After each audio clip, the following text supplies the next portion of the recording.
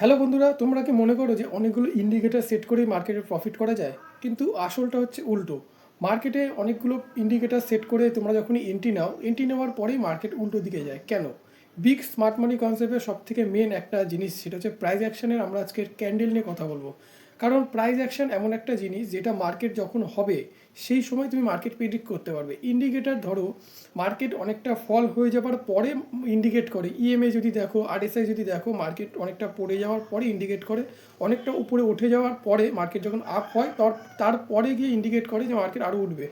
কিন্তু তোমরা যদি প্রাইস অ্যাকশনের সঠিকভাবে শিখতে পারো, তাহলে তোমরা মার্কেট ওই ওঠার আগেই তোমরা প্রেডিক্ট করতে পারবে মার্কেট উঠবে না পড়বে। এই জিনিসটা যদি তোমরা শিখতে পারো, তোমাদের উইন রেশিও 80% পর্যন্ত বেড়ে যেতে পারে।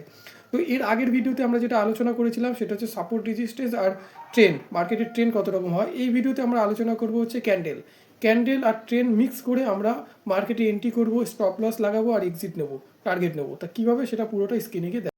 তো বন্ধুরা, হ্যামার নিয়ে কথা বলবো যে হ্যামার অ্যাকচুয়ালি কি। হ্যামার একটা ক্যান্ডেল, হ্যামার ক্যান্ডেলটা কীরকমভাবে হয়।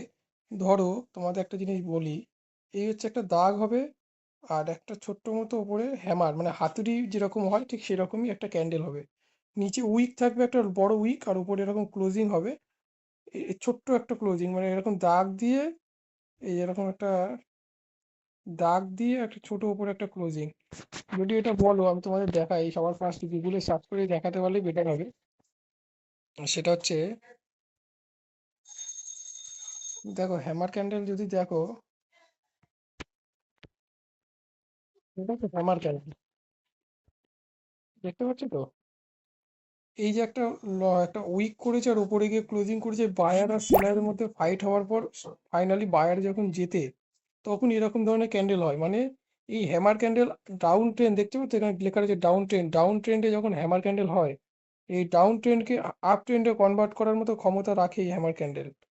তো এই হ্যামার ক্যান্ডেল কখন হলে আমরা স্টেডি এন্ট্রি নেবো, এটা একটা খুব ইম্পর্টেন্ট। ধরো একটা সিম্পল জিনিস বলি,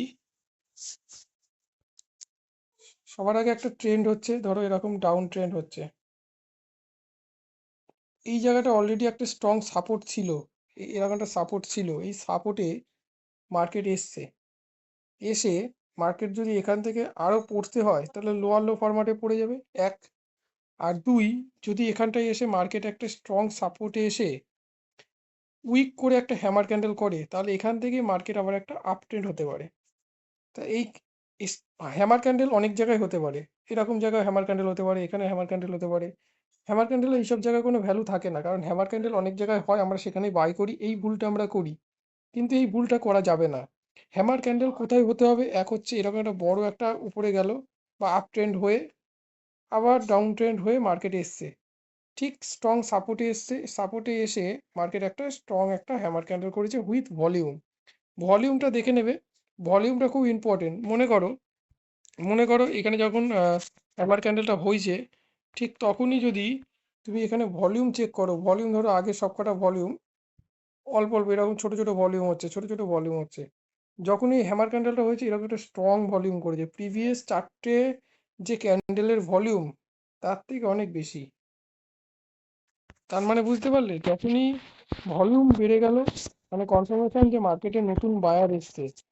ভালোভাবে ব্যাপারটা বুঝে নাও, ধরো মার্কেট আপ ট্রেন্ড হতে হতে মার্কেট ডাউন ট্রেন্ড হলো, হওয়ার পরে এই যে একটা সাপোর্টে আসলো, এই সাপোর্টেই যখন একটা স্ট্রং একটা হ্যামার ক্যান্ডেল করবে, হ্যামার ক্যান্ডেল করলেই হবে না, হ্যামার ক্যান্ডেল স্ট্রং সাপোর্টে হতে হবে। সেকেন্ড, যখনই এখানে ক্যান্ডেলটা হচ্ছে, এখানে ভলিউম উঠছে, ভলিউম দেখবে হঠাৎ স্পাইক করেছে, এই হ্যামার ক্যান্ডেলের ভলিউম স্পাইক করেছে, তার মানে এখানে নতুন বায়ার এখানে অ্যাক্টিভ এসছে, এই সাপোর্টের নিচে প্রাইসকে যাওয়ার জন্য তারা রাজি নয়। এই জায়গাটায় মার্কেটে স্ট্রং বায়ার এসছে, এই হ্যামার ক্যান্ডেলটা ক্রিয়েট করেছে, দেন এখান থেকেই আমরা একটা বাইংয়ের সুযোগ খুঁজে নিতে পারি। তো এবারে তোমাদের এটা লিখে দেখালাম, এবার আমরা চার্টে খুঁজবো যে বায়ার এই ধরনের ক্যান্ডেল হয় কিভাবে। তো দেখতে পাচ্ছ বন্ধুরা, আমি টাটা স্টিলের একটা চার্ট করেছি।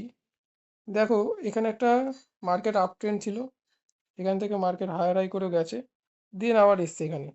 তো এখানে যখনই এসছে, এখানে কি হতে পারে, এখান থেকে দেখো, আগে সাপোর্টটা আমি ড্র করে নিই, ভালোভাবে দেখে নাও, কোনো কোশ্চেন থাকলে কমেন্টে জানাও।